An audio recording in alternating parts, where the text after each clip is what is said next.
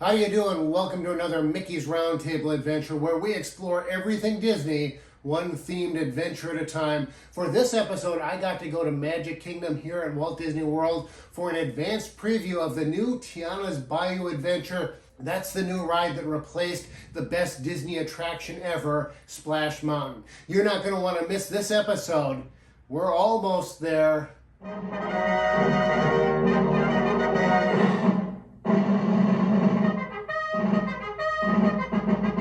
Now, like all of my adventures, I don't just do one attraction or one thing. I'll do multiple things, all revolving around a similar theme. And since I was going to ride the new Tiana's Bayou Adventure attraction based on Princess and the Frog and Princess Tiana, New Orleans, all that, I decided to make that the theme for the day. And so I started out at Port Orleans Resort here at Walt Disney World. There's actually two resorts. There's Port Orleans French Quarter and Port Orleans Riverside. Port Orleans French Quarter Resort at the Scat Cats Club. You can get beignets there, and they're not just beignets, they're Mickey-shaped beignets. There's a bit of a line, a bit of a wait when I got there, but that's okay because that means they were cooking them fresh, and when I got mine, they were nice and toasty and warm, and oh, they were good. But then they're Mickey-shaped too, so how can they not be good? From there, I headed over to Port Orleans Riverside.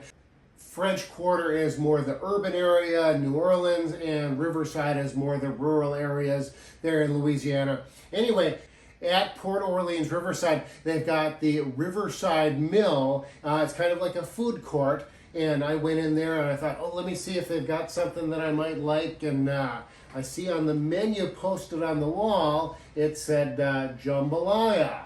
That sounds good, very New Orleans-ish and Louisiana-ish and whatnot. And so I thought, let me get some of that. So I had myself a bowl of jambalaya. I think I just realized how much fun it is just to say jambalaya. From there, I jumped on a bus, headed over to Magic Kingdom, and my preview wasn't for a few more hours, so I had some other things to do. Princess Fairytale Hall, back behind the castle there in Fantasyland. There's 4 different princesses at a time that you can meet. There's 2 on one side and 2 on the other. So I chose the side with Princess Tiana, and then Rapunzel was with her as well. So I got a photo taken with each of them. Tiana, since of course I was doing her ride in the afternoon, and then Rapunzel, since I used her bathroom. In addition to the meet and greet, Tiana also appears at Magic Kingdom at the Mickey's Royal Friendship Fair. That's the stage show that's in front of Cinderella Castle. She also appears there with Naveen and Louis. Princess Tiana is also in the Festival of Fantasy Parade that happens every single day. I headed over to Frontierland to watch. It was kind of cool because the new Tiana's Bayou adventure was in the background. So I met up with a friend. We went and checked in for the preview and then headed over to Tiana's Bayou adventure. And it was down. It had been down for whatever maintenance issues they were going through. And so we did some other things, rode on Big Thunder Mountain, waited around. Our preview was between 5 and 6.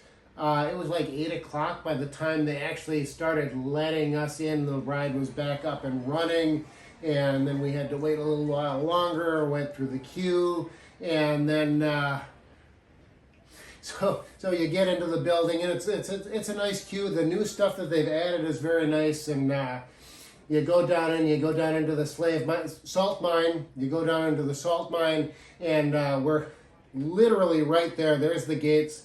There's the log, the ride vehicle. Next log to come by, we were on, and so yeah, the lights got brighter. And I thought, oh, I wonder if that's because it's getting dark outside. No, that was the work lights coming on. They had an issue with the ride, and we had to get off the ride. We weren't even on it yet, but we were so close, almost there. And so yeah, previews were done for the night for that particular day. Didn't get to go on it. A little disappointing after all that waiting, but I thought That's really good, because that's my review of the ride. Very, very disappointing. I did get to go on the ride. I had actually been on it previously, managed to get on it, didn't shoot any video, take any pictures, I just took it in. Rode the ride for the sake of riding the ride, and then I was hoping for my preview that I would get to shoot video for that. I wasn't able to, but a friend was able to get me in the next day, and so I shot video, and good, I could actually talk about it and show you a video of the ride as I do talk about it. So my review, beyond just disappointing, I would say out of 5 stars, I would give it 2. 1 star for the overall ride path and experience that they kind of inherited from Splash Mountain. It's not just the one big drop at the end, there's little drops in the middle, and then there's slower spots in the middle, and it's a very well done ride path. So it gets a point for that. The animatronics, they are state-of-the-art. Some of them just really fantastic, great movement, but there's only half as many as there used to be on Splash Mountain. I think it might even be less than that. I don't remember the exact numbers, but there's a lot fewer animatronics, and so it doesn't matter how good they are if there's not enough to really flesh out the ride and tell the story. Doesn't really serve the purpose as far as I'm concerned. So half the animatronics, they get half a star. The music, the best music in the attraction are those songs that they pulled from the original Princess and the Frog movie.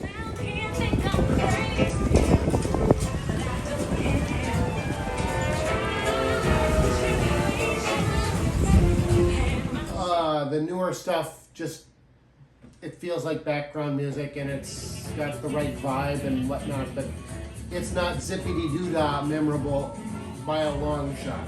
So maybe half a star for the music and just the ambiance of, I don't know how many times I've had people tell me that have been on the ride, been in the ride, that have told me, oh, it looks so pretty, and it does. Again, there's some of the artistry and things that Imagineering and the artists at the Walt Disney Company have done that really do look fantastic. But for all of the fantastic things that Disney does, storytelling doesn't seem to be one of them anymore. What do I mean by that? So the story that they decided to tell is not the story of Princess and the Frog. It takes place after that movie. There's nods to Tiana's success as a restaurateur and how she built her business, and there's going to be a party to celebrate. That's kind of the story. There's a party and you're going to it. The only problem is they don't have a band. So, and I mean, that's a pretty realistic kind of storyline. 1937, New Orleans, you can't find any musicians. So anyway, you go on the ride, and maybe about a third of the way through, you find Lewis. Tiana was right. There are musicians out here, and they are good.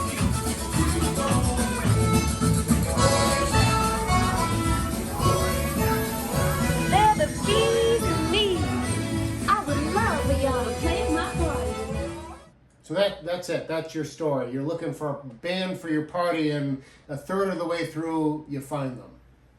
The other 2/3 are just, you get shrunk down for some reason, and then you get enlarged back up to the full size, so you'll make a bigger splash, and there's no real build-up or tension or anything as you go down the big drop, the 50-foot plunge.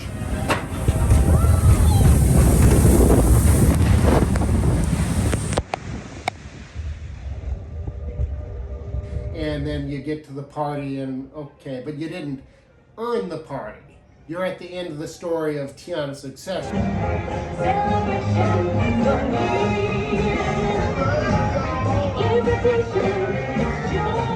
You just have to find some critters to play music, and you find them right away. And if you watch other YouTube videos and see other reviews, you'll find criticisms about it's really dark, and there's dead space, and there's too many screens. Darkness can be used to great effect. Haunted Mansion, Pirates of the Caribbean. There's a way to use that in an effective way in an attraction.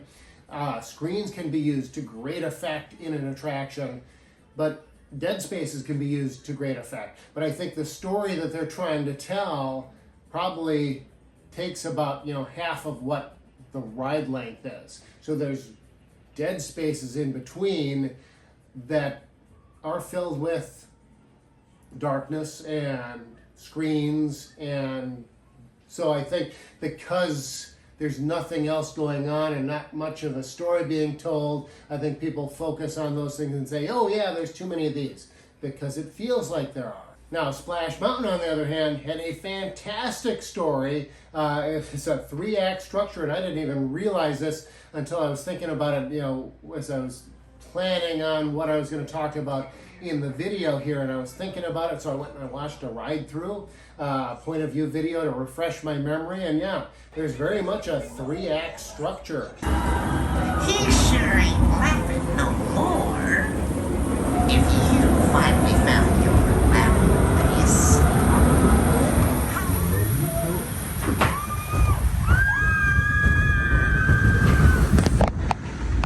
And then you go down, and then there's a celebration at the end, the same way, but there's a reason for it. There's a purpose. Brer Rabbit made his escape, and he made his way back home, back into the Briar Patch. I love that attraction, and so there's going to be some dislike of anything else that they put in there, because they would be taking out something that's really fantastic. Out of 5 stars, I would have given Splash Mountain an 8 or 9. It's that good of a ride, was that good of a ride, and then they knocked it down to 2. So I would not have liked it for that reason. But overall, Tiana's Bayou Adventure does not fit where it was put.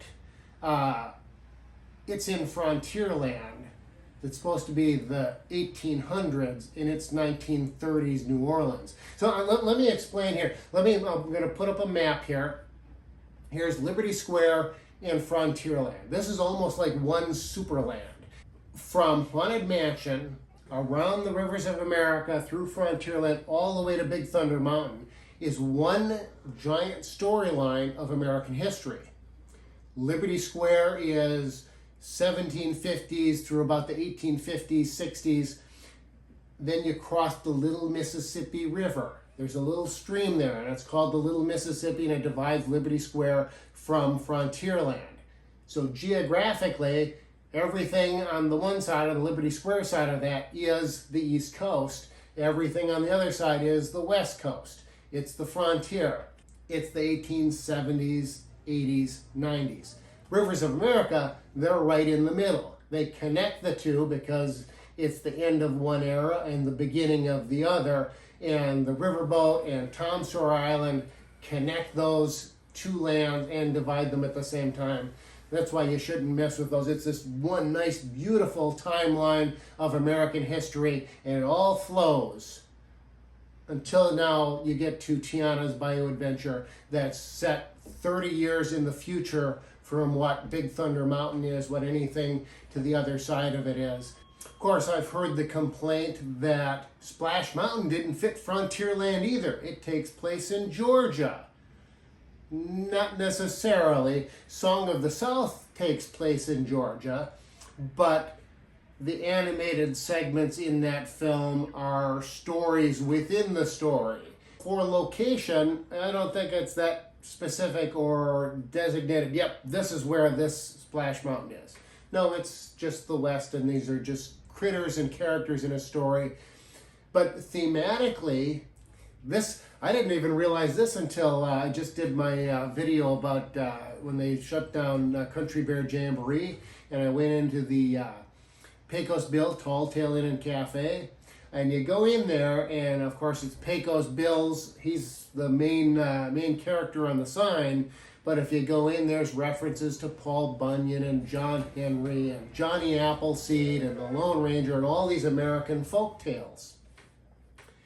Tom Sawyer Island, Tom Sawyer, Huck Finn, those are American tales, American stories penned by Samuel Clemens, aka Mark Twain. And likewise, the critters from Splash Mountain, Brer Fox and Brer Bear and Brer Possum and all the Brers, they're all American folk tales as well. There's a little theme going on there, and of course now Tiana's Bayou Adventure. Yeah, it's not any of those. So Splash Mountain really did fit. There's also just the aesthetics of it. Splash Mountain with that tree up atop Chickapin Hill and the way that it was formed just was iconic. If you travel out west, if you're going across the country, things don't just change like that. There's a transition. You don't just, you're in the desert. You transition, things get drier, you go from prairie to things like Splash Mountain, Badlands and things where there's exposed dirt and dry grass on the top that's kind of flat, very much like what Splash Mountain looked like. Now they just throw a bunch of greenery on it, and flowers, and knock off the top, and now it's just this green glob that doesn't look like any natural formation anywhere. It doesn't look right, and then next to Big Thunder Mountain, that's very much the desert Southwest, it doesn't quite work. Anyway, I might ride it one more time just to take some pictures. I've got another preview set up for later this month. Whether I will or not, I don't know. I'd rather go ride Winnie the Pooh. That's got a party at the end, and it's a better story.